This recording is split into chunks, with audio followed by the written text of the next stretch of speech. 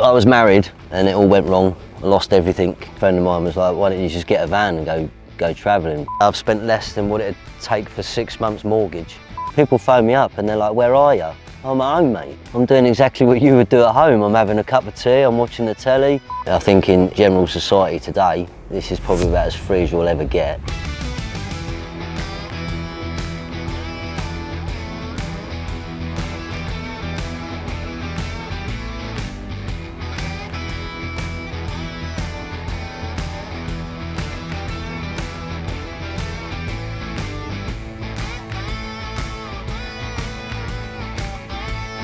Alright guys, welcome back to another video. Today we're meeting up with Jay, aka The Wandering Warrior, who's living in his van. It's really cool and rustic on the inside, so definitely stick around for the full tour. And as always, let us know in the comments what you think of the video, and if you do like it, give it a thumbs up. Back to it.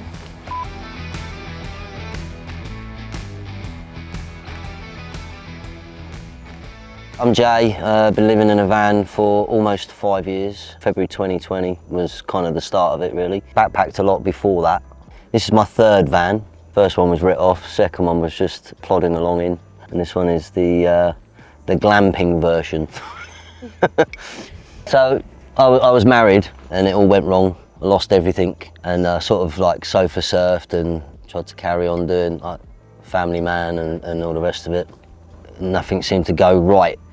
And then a friend of mine was like, why don't you just get a van and go travelling? Well, when I was younger, I always wanted to jump on a Vespa and do backpacking around Europe.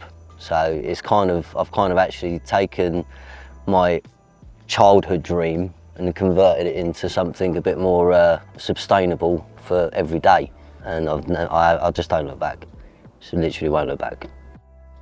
I'm a lorry driver by trade. So I drive class 2 lorries and I work with agencies. I'll work for a couple of months here, a couple of months there. To work for a few months and then have the freedom to be able to go and do something else, I consider myself as partly retired.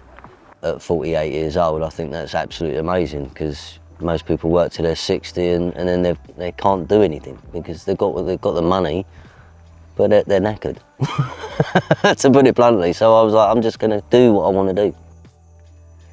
I think in general society today, this is probably about as free as you'll ever get. So the fact that it gives me so much freedom to be able to go where I want, do what I want, and don't really answer to much. In the eyes of normal society, you know, being married and the kids and all the rest of it, that's the standard lifestyle and everybody does it, but who's happy really?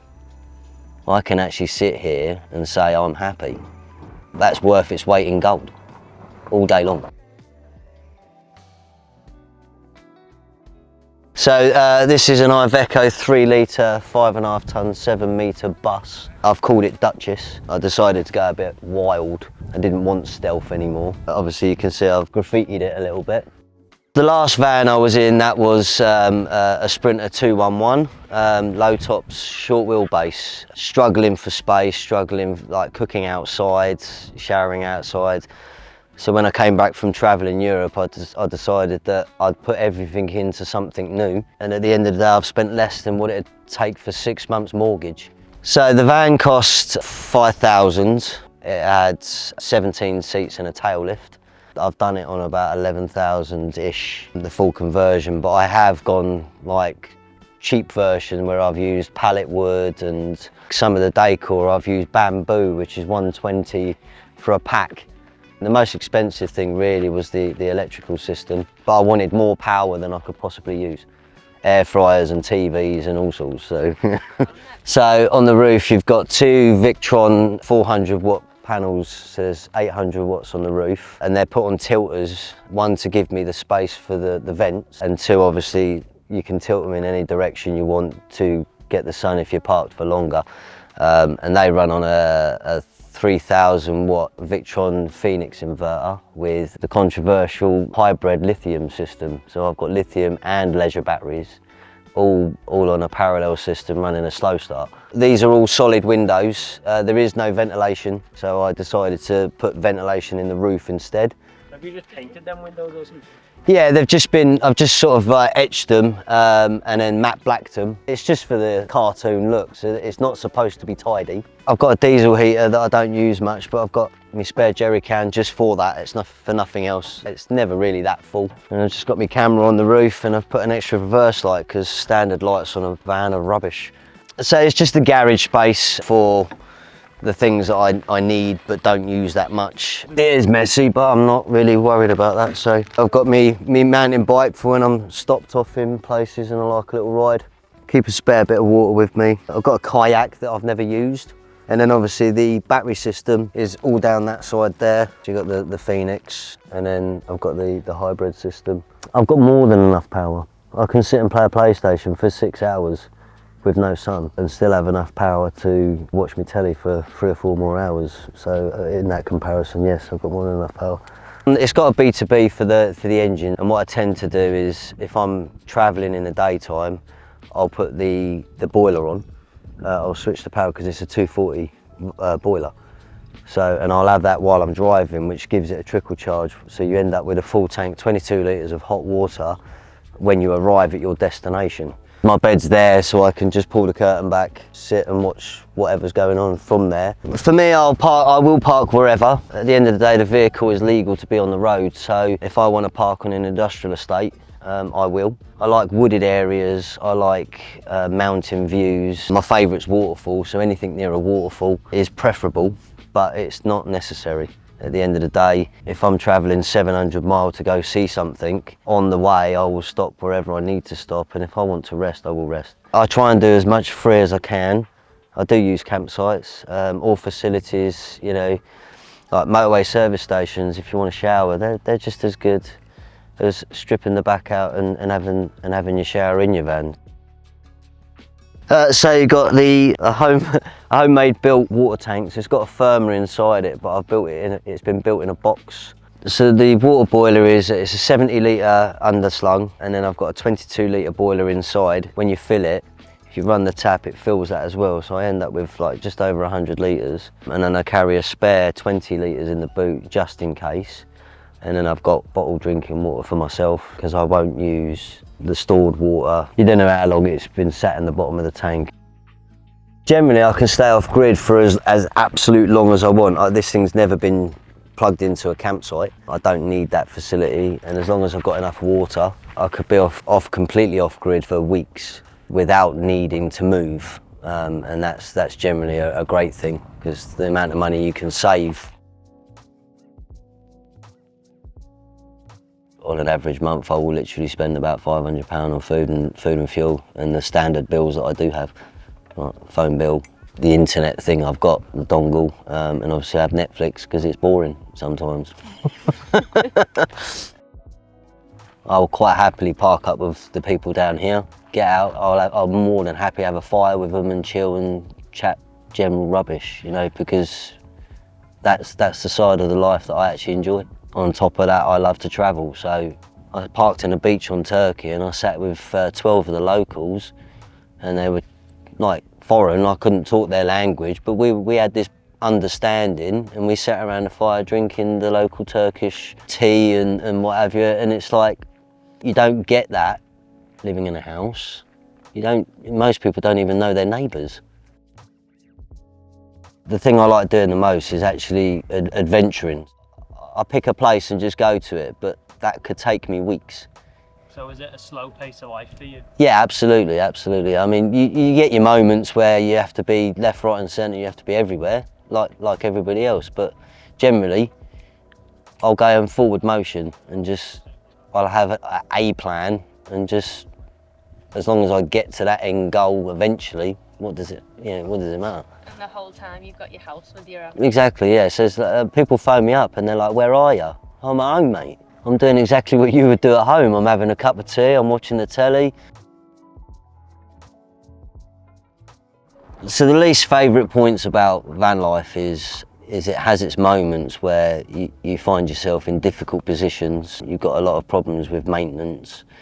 You know, if your van breaks down and you haven't got the finances, you are going to be in trouble. And it happens a lot throughout the community where people are stranded. I spent 4 months in a work car park with an ECU problem in the last van, and I had to work my arse off to get the money together to actually afford to have that fixed. So I'd say the least enjoyable part really is if you find yourself in a difficult situation, because it can consume you rather than the freedom.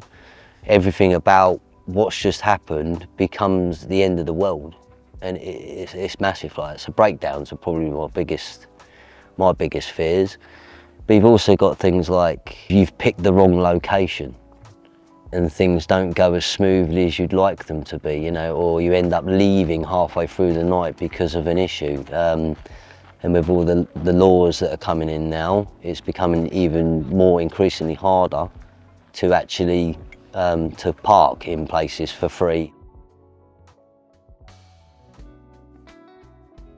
Yeah, so obviously it's an ex-minibus, so I've got the pop-out door. Above the driver's seat is an aircon unit facing into the vehicle to keep it cool. I wanted the feel of like you're entering your home rather than it's a van. So come and have a look. So there's not many places to hang your coat, so I've just put a hook up at the side of the door. I need plenty of wood for being off-grid for as long as possible without going hunting. So I've got this one here, which would have been a normal seat for most people, but because it's a bus, I don't have the seat, so it allows me to utilise more space for it. So it's literally filled with chopped wood, ready to go. Obviously another important feature is you'll be able to put a fire out if you've got one. So. On the dash I've got the truck sat nav, because this is quite a wide vehicle. It's also long. That's the front and rear reverse camera and front digital cameras. They're set on auto run, so actually it's my wing mirror as well. And I like wearing my glasses, so I've got quite a few. Obviously coming in, you've got my log burner. This was made out of a gas bottle. I've called it Bender the Burner from Futurama. Obviously I've put the fan on there, which is a heat-based fan. So when it gets hot enough, it actually blows the heat across the van. I've also got the heat plate, which actually does boil the kettle. I've got 2 of these vents. They're not fancy ones, they're not maxis or anything, but they open and close. They've got the fans, and I wanted them because they've got the lights in them. Just twist it and it's got the fan. So I've got 2 6 kg bottles behind the driving seat, all wired in and framed in place. I've only got a tiny oven, but for one person I think that's more than enough. I could still cook a lasagna if I want to. I've gone for the 240 volt system throughout the whole van. This pushes it, obviously I've wrapped it, but it pushes up and down so it can become a clean work surface as well. So this is a Bose sound system. It's about 800 watts, like the surround sound version. So I've got 3 of these. There's one behind, and then I've got the overlarge subwoofer. This thing vibrates like crazy, but I've insulated it that well that you don't hear it outside. I found this in a skip. It doesn't work. It's an original oil one. I cut candles and put the candles in it, and then just light the candle and close it up as normal, and it's just a natural light for them nice chilled evenings, or you know, if I want to entertain, then I've got a romantic feel if I want it. I don't know, I just love it. So I've got children, grandchildren, so I needed the extra seats, and being a bus, it didn't have a front row of seats like normal vehicles, so I opted for 2 of the original bus seats. So I decided to make that into a dining area as well, which has given me the benefit of having an extra 2 seats with the security, plus I can sit and eat my dinner like in your dining area at home. So for me it was quite important this time to have that, because obviously I was sitting on my bed eating my noodles. Another thing I wanted a telly. And I've just put it on a small bracket which pulls out. The build boxes, originally when it was built, they were square, but when you sit on the sofa you'd always hit your head. So we changed it to this angle. So I've got my towels and me bedding stuff in this one, and then it's literally I just roll all my clothes up and stick them in there. And of course I am a man, so I just chuck whatever's floating around on top of it. The end one's just all toiletries. So this is basically the dry store food. So I keep all my heavy storage food in there, and my pots and pans and stuff like that. And then you can see I'm not very tidy with it. It's actually a 12-volt gas fridge. I've just put it on the 12-volt system, running off the main battery. When I started to build the van, I wanted it quite clinical, quite clean. And as I started building it, I just changed my mind, you know, so you've got a little bit of modern, but I wanted to go quite rustic with it as well. And obviously because of the weight of the vehicle, I can actually put a little bit more into it rather than buying the small slatted wood. I just went to the back of an industrial estate and just collected pallet wood. I've called this the Snug, so it's just literally a sofa. Made out of an old mattress, foam mattress from my previous van. I've got a shower underneath there with a full mixer shower, which was bought from B&Q, so it's literally a house shower. Like I say, there's 22 litres of hot water, so I've got about 10 minutes of showering if you want it. So obviously you lift the cushions up, and there's a board underneath. You lift the board up and the shower is literally there. I use it as storage as well, so I just pull the stuff out, dump it on the chair, put the curtain up, have a shower, and then just put everything back after. But also with the sink being a 30-litre sink, and I've got it on the rain head setting, so I could have a mini shower in there if I wanted to. I am quite little, so I could probably have a bath in there as well. I don't want to smell minging. I don't want to smell my own odours, so I would rather have the facilities to do it. And if I can't use my own facilities, there's plenty of facilities out there, you know, on roadsides, gyms, you know, campsites again. So there's no reason why you could be the grungy type. People choose that, that's fine. I don't have any problem with it. I smell of burnt wood a lot because obviously I've got the log burner on, so you know, I don't need aftershave. I have an earthy smell instead. But I've got a chemical toilet in there. The door opens and it just slides out. Use it and then just put it away. And then this side is the diesel heater stroke storage. So I've got the 8 kilowatt Chinese diesel heater, and I've run the pipes through the bottom, and then there's one inside the bed area because obviously I've made it into a separate room. I've just boarded it off to actually create an actual bedroom, to give it a one-bedroom flat type feel. In the old vans I've lived in, your whole living space is one. So when you've got a separate room, you actually feel like you've gone to bed, rather than you've sat there at your dinner, watched telly, or you've been socialising, and then you go to bed all in the same area. I don't need to even close my curtains. I can just block the world out and leave the rest of the van as it is on show. So that's a full size, king size. Got the old bread bins. They were out of the old van, but they make great storage. Just open them up, screw them to the ceiling, and they literally, they take quite a bit of weight as well, believe it or not. Although I love this lifestyle, and although I would do it for as long as I can, the way that the government work at the moment, it's not likely in a few years that this will be a thing. I'll just do it for as long as I can, and then if I have to go back to normal living, then I will. But I'd never give it up. I'd still go off and do my thing. I want to see the world on wheels, and that's the end of it. But as far as I'm concerned, I'll do this until I cannot do it. If I'm no longer able to drive, I think that would probably be the only thing that stops me. I still want to travel across Europe and other countries. I plan to go to Morocco, and that's all I've planned. I don't know how I'm going to get there yet, I'm just going to go for it. Last year I opened a Facebook group, and I wanted to show that there is more than just about your regular van with your fancy stuff inside it, because there is a lot more to it than that. The people have stories, the people are friendly, and for those that struggle, I wanted to offer them something that they'd be able to feel free to talk about it, or even private message someone that's in the group and talk about that side of things, or just literally about how much fun they're having. Best page on Facebook, it's been told, you know, but because I don't allow everybody in it, it's not going to be swallowed up with, you know, 56,000 people, because I'll never allow it to be that.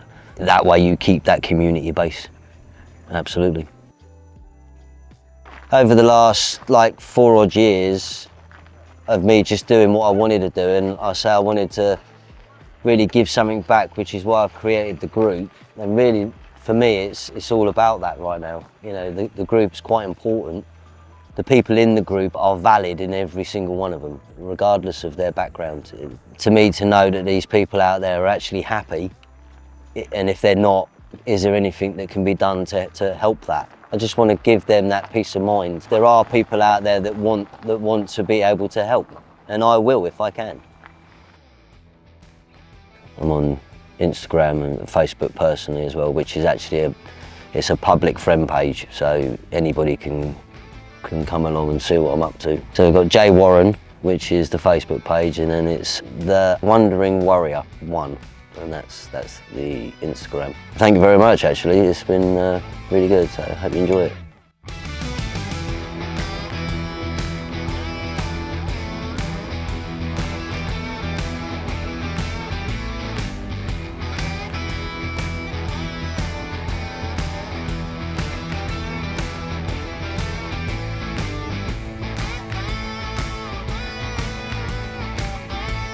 Alright guys, thanks for tuning in there. Hope you enjoyed that one, and a big thanks to Jay for sharing a story with us and showing us around.